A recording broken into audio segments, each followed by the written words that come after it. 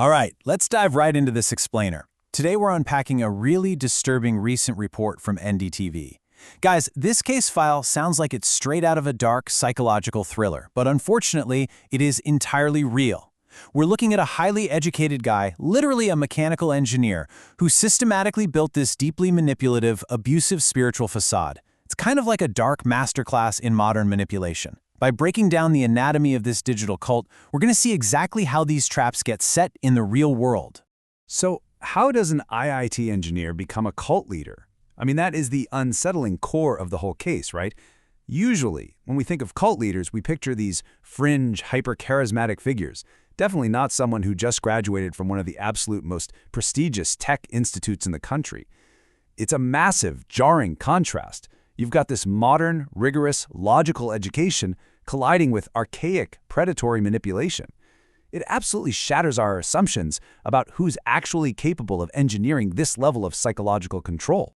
To figure out exactly how this went down, we're going to look at four main things today: the arrest in Mathura, engineering a spiritual facade, the digital recruitment trap, and finally, exploitation and the collapse. Starting with part 1, the arrest in Mathura. Basically, how a formal complaint brings down a facade. Just look at how incredibly fast this timeline moves. We're tracking Abhishek Mishra. He's a 29-year-old from Odisha. As you can see, from 2017 to 2021, the guy is studying mechanical engineering at IIT Roorkee. But then, only about 4 years ago, he packs up and moves to the Radhakunj area of Mathura. Fast forward to just 6 months ago, and we start seeing the first major cracks. There's this intense family intervention that causes a massive ruckus. And boom, June 2026, he is arrested for rape and sexual exploitation. And the catalyst for the whole investigation? A young woman from Chhattisgarh who had the immense courage to actually step forward and file a formal police complaint. All right, moving to part 2. Engineering a spiritual facade. The creation of an alter ego. Now, to pull off this level of exploitation, he needed absolute, unquestioned authority. Check out the duality here.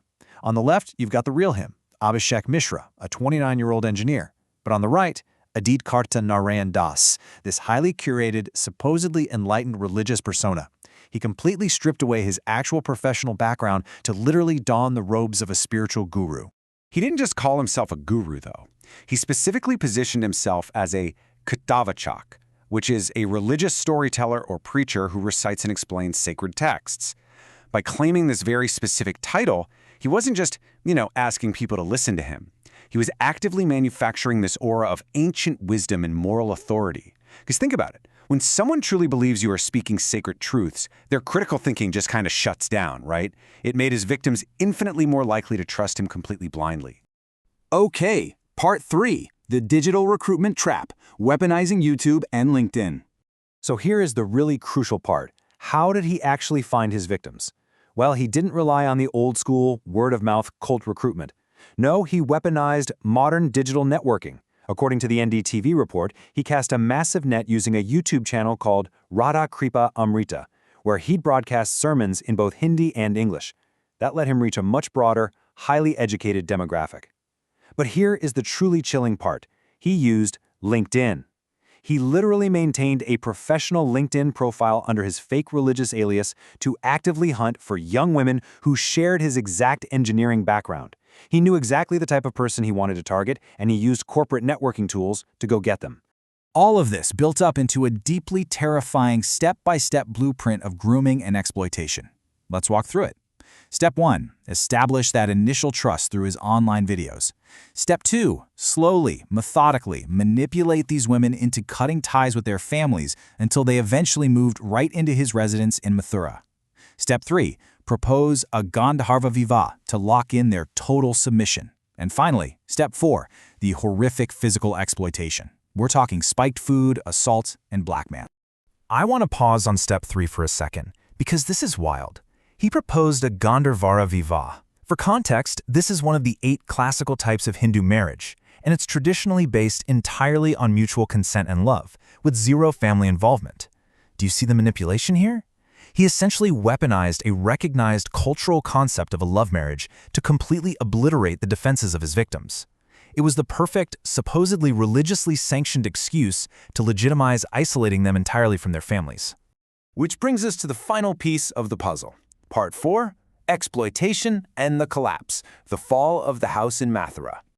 24. Just take a second to really absorb that number. According to the police, at the absolute peak of his influence, there were around 24 young men and women living together in his residence. He started out renting in the area, but eventually he built his own house. He basically created an entirely enclosed, self-sustaining ecosystem where 24 individuals were living under his direct, daily, intense psychological control. And the reality of what went on inside that house is just incredibly dark. The police investigation laid bare this highly systematic operation. Victims were allegedly given milk laced with intoxicants, all under the sacred pretense of offering them prashad. Once they were incapacitated, they were sexually assaulted. And it doesn't stop there. He then kept obscene recordings of these acts on his mobile phone so he could blackmail the victims and literally extort money from their desperate families. It was an organized, completely predatory machine. But like a house of cards, eventually the facade couldn't hold. The collapse was basically inevitable. The police noted that as the initial brainwashing started to wear off, his followers grew suspicious and they began to flee. Guys, it got so bad that his own mother, who had been living with him, actually moved out in absolute disgust over her son's conduct. His protective bubble finally completely shattered about 6 months ago when a victim's family showed up directly at the house to take their daughter home, which led to a massive confrontation. As of right now, there's an ongoing police investigation working around the clock to uncover the full scope of his crimes and figure out exactly how many victims had their lives upended by this guy. So what does this all mean for us? That brings us to the most critical takeaway of this whole explainer. As digital tools make it incredibly easy to engineer a fake persona, how do we actually protect vulnerable seekers from modern manipulation? This isn't just a story about a crime in Mathura. It's a massive, glaring warning about the digital age we live in. In an era where your absolute trust can be hacked with nothing more than a well-produced YouTube channel and a verified LinkedIn profile, how can we better guard ourselves against wolves in digital sheep's clothing? It's a chilling question, for sure, but it's one we absolutely need to be asking ourselves as we navigate the modern world.